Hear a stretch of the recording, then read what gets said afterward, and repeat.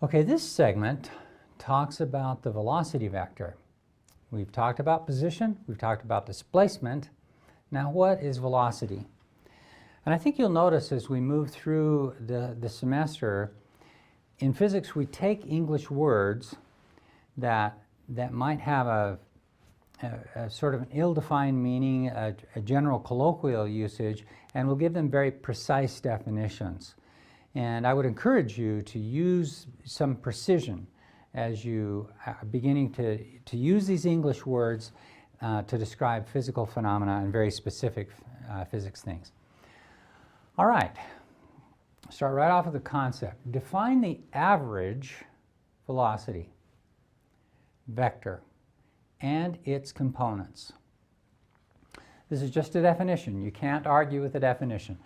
The average velocity vector is the displacement divided by the elapsed time. So it's the displacement over the time. This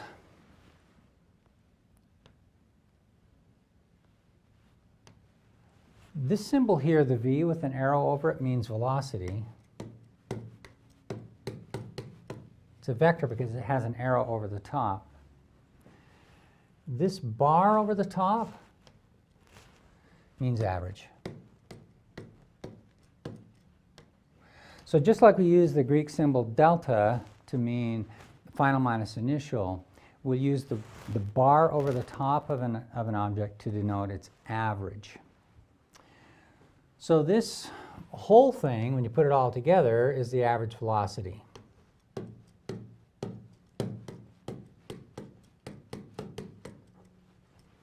All right, it's defined as, can't argue with the definition, it's just defined as the displacement, which is denoted by the change in position, delta r, divided by delta t, which we call the elapsed time. Exactly.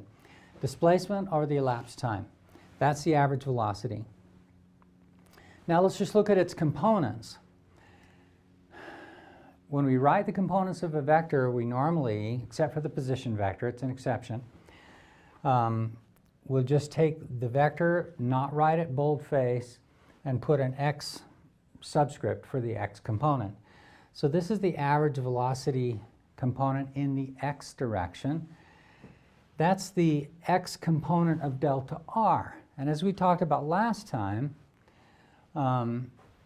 that delta r has two components, delta x in the x direction, delta y in the y direction. And this is the x component of the displacement vector.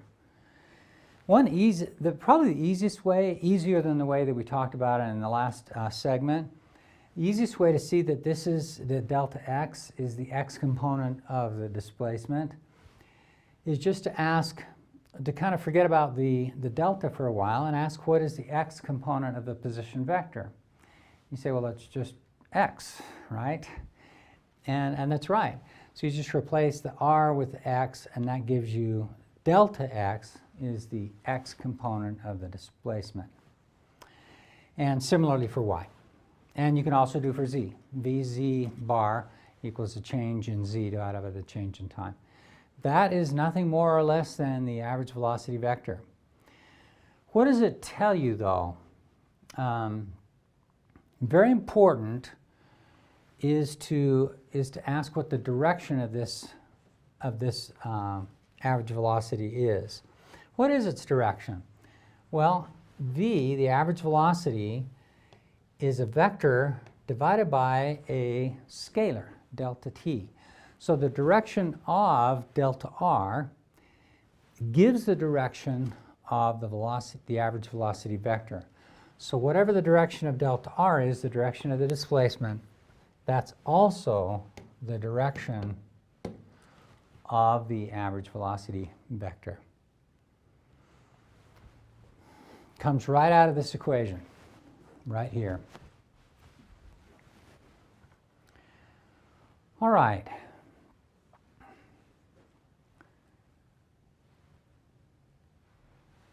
So the average velocity, let's look at a one-dimensional example. And this one is actually drawn from chapter 2. Chapter 2 deals with motion only in one dimension. And this is the first of several examples that I promised you that we would do. If the initial position of if a car is moving only in the x direction, and if it's the initial position of its front bumper is x naught, and the final position of its front bumper is x, then its displacement is x, the final, minus x naught, the initial. But that just gives you that distance along the x-axis. So for motion in the plus direction, let's take a very specific example. Let's say the initial position of that front bumper occurred at an initial time of 20 seconds, and then the front bumper got to the final position at 30 seconds. And let's say that x naught is 2 meters, and x is 7 meters. Well, what's the displacement and what's the average velocity? Displacement in the x direction is the final component in the x direction. That's the final minus the initial. The final is 7 meters. That's where he got to finally.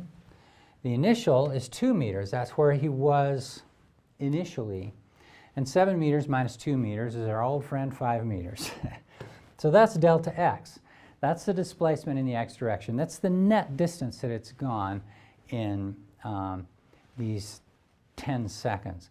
What's the elapsed time? It's a very simple example, but I just want you to see where these numbers all plug in. It's the final minus the initial. The final is 30 seconds. The initial is 20 seconds. 30 minus 20 is 10 seconds of elapsed time. What's the average velocity? The average velocity in the x direction, with the bar over the top and the x subscript, is the displacement in the x direction, which was the 5 meters that we found here, divided by 10 seconds, the elapsed time. So it's a half a meter per second. So what we've seen is that this average velocity is measured in meters per second. And I think I even mentioned that here.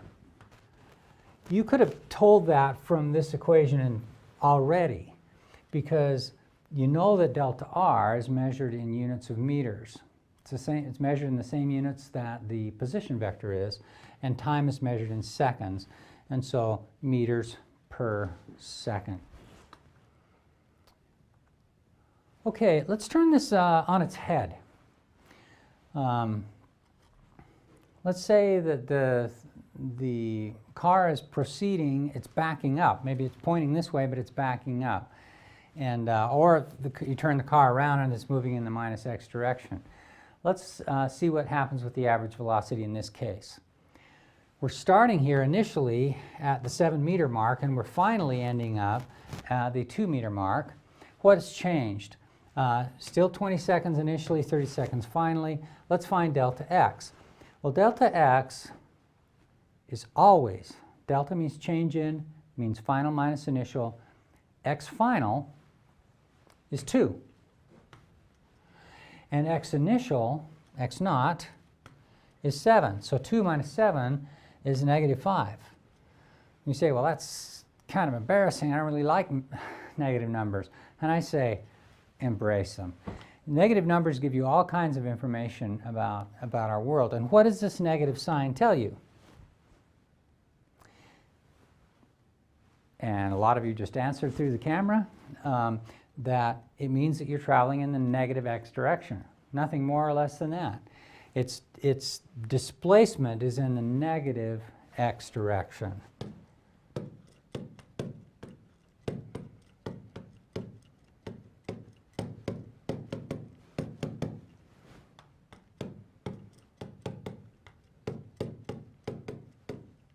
And you say, well, why do we have to use the word displacement? Why can't we just say it's moving in the negative x direction? And I say, it's a free country. That's also a true statement. It is moving in the negative x direction. Perfect. What about delta t? Delta t is final time minus initial time. The final time is 30 seconds. The initial time is 20 seconds. So the elapsed time is still 10 seconds. And that's actually quite comforting. If you end up with a negative number for the change in time, that's a little embarrassing because that means that the final time was before the initial time. And normally we like to have our clocks run in the positive direction rather than the negative direction. So delta t will almost always be, unless you're talking about some kind of relativistic phenomenon, be positive. What's the average velocity? Well, it's the displacement divided by the time. The displacement is -5 meters. Time is 10 seconds. It's a negative 0.5 meter per second. Again, what does this negative sign tell you? That tells you that the displacement is in the negative x direction. And had we done this example, instead of running it in the x direction, doing it in the y direction, we would have gotten a positive number for the average velocity if it was moving in the plus y direction, and a negative number for the average velocity in the y direction if it were moving in the negative y direction. So just a reminder also that when we write a coordinate system like this, and we put an x here and a y here, it means the origin is here, x and y are both 0 here. And if we draw the axis this way, it means that x is positive in this direction. It's increasing in this direction. And if we're going down this way, it's negative. So this would be 1, x equals 1, 2, 3, etc. Well, here's 2. 1, 2, 3, 4, 5, etc. These are positive values of x. So it's just a reminder that when we draw these axes and we put an x and a y here, this always means the plus x direction, and this means the plus y direction. The instantaneous, so this is in contrast with the average velocity vector. Now we're talking about instantaneous. The difference is the average always has an initial and a final time. And the instantaneous is the speed at a particular instant in time. There's no initial and final. It's just at a particular instant in time. And that's why we call it instantaneous. It's defined as the average velocity vector in the limit of small elapsed time. So it's just the same as the average velocity vector, except that it's in the limit of a very small amount of time. So here's the average velocity vector right here. The displacement divided by the time. But now we're taking the limit as the elapsed time goes to 0. Well, what does that mean in our diagram over here? It means if this is our initial time, then this time here gets closer and closer and closer to the initial time. So we're actually just looking at a tiny little bit of movement. So here's my initial time, t0, and then here's my final time, t, where the car has just moved a few inches in time, and the clock, instead of having gone 15 seconds or so, is just going a tiny fraction of a second. And so we're bringing the final and the initial time and the final and the initial positions closer and closer together. What does that do? That allows me to calculate the velocity at this instant of time when t and t0 get very close to each other. So this is it. And some of you might be saying, well, some of you who have had calculus might be saying, well, this looks very familiar to me. The limit as delta x goes to 0 of a change in something over a change in something else, that looks like a derivative. And sure enough, it is the derivative. But in this class, since calculus is not required, we'll just write it this way. But for those of you that have a calculus background, that's a derivative. Well, we talked about, and now we're talking about instantaneous velocity, and we no longer have to put the bar over the top because it's not average anymore. So this is now called the velocity, or the instantaneous velocity,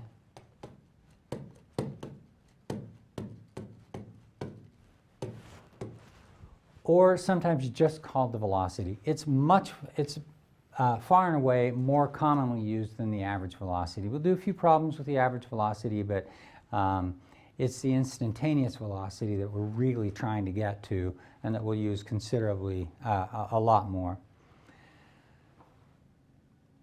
Its components. Well, easy enough. If you want to find the x component of a vector v, you put a subscript x and you make it non-boldface.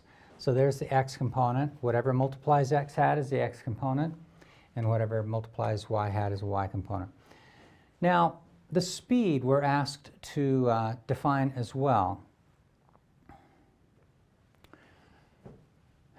This is in red a velocity vector, the dark red here. It gives the direction of motion of the object when it is right here. So if this diagram were true about whatever object, then when that object is here, its velocity, it's moving in this direction, in the direction of the velocity vector. And in fact, that's what we've said here. The velocity vector gives the velocity at an instant in time and points in the direction of motion. So this is pointing in the direction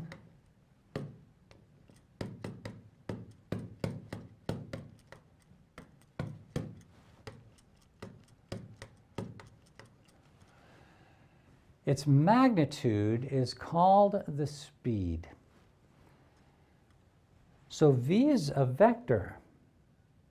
It has components vx and vy. The magnitude of v is this hypotenuse here, which we just denote with a script v. And how you find that magnitude of the velocity is using the Pythagorean theorem. So v squared, the hypotenuse squared, equals the one leg squared plus the other leg squared. And what might be a little new for some of you at least is the idea that you can use the Pythagorean theorem for a triangle whose legs are not measured in meters. They're measured in meters per second. So this is the amount of velocity in this direction, the x direction, and the amount of velocity in the y direction. And v is the speed, also measured in meters per second. How do you know that? The velocity in the x direction, the x component of velocity, is measured in meters per second. But you have to square that. So you get meters squared per second squared. But then you have to take the square root of that, and the square root of meters squared per second squared is just meters per second.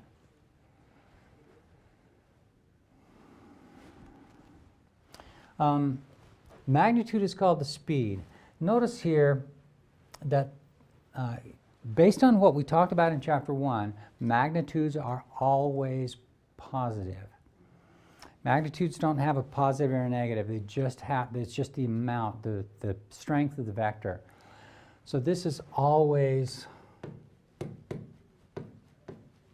positive. Okay, you're in a car, you're moving forward, your instantaneous velocity is in whatever direction the car is moving in. That's the direction. The speed gives the magnitude of the velocity. If you're moving backwards, the velocity vector, if you're backing up, the velocity vector is pointing back like this, but the speed is still positive. You have to think about, and you can think about that on your speedometer. I don't think it measures negative numbers anyway, and that's why you call it a speedometer. It's positive. All right. Okay, velocity components, speed and angle. Here's a velocity vector, v, this big, bold, red arrow. Here's its magnitude, the speed. Here's the angle that it makes with respect to the positive x-axis. Here are its components, vx and vy. Well, we can relate the speed to vx and vy using the Pythagorean theorem like we did before, but we can also determine the angle of that velocity relative to the x-axis. We call that theta. We talked about this in the last chapter. It's a Greek letter theta. And we'll use that to denote the direction of the velocity. And that we can get with a little bit of trigonometry. This is Vy, this leg of the triangle. This leg is Vx. Tangent of theta is the opposite over the adjacent side of the triangle. So that means that theta is the inverse tangent of Vy over Vx. So if you have the components of a vector, of a velocity vector, and you want to find the direction of that velocity, you're just going to use the inverse tangent in a similar way that you did for displacement vectors. Here's a clicker question. Go ahead and pause that video. Complete the following statement. The difference between speed and velocity is speed has a direction, but velocity does not. That's not true. Velocity does, that's false. Velocity does have a direction. It's a vector. Speed is a scalar. It doesn't have a direction. Velocity has a direction, but speed does not. It's true. There's no difference between speed and velocity. Well, maybe until you studied physics, you could use the two interchangeably, but not anymore.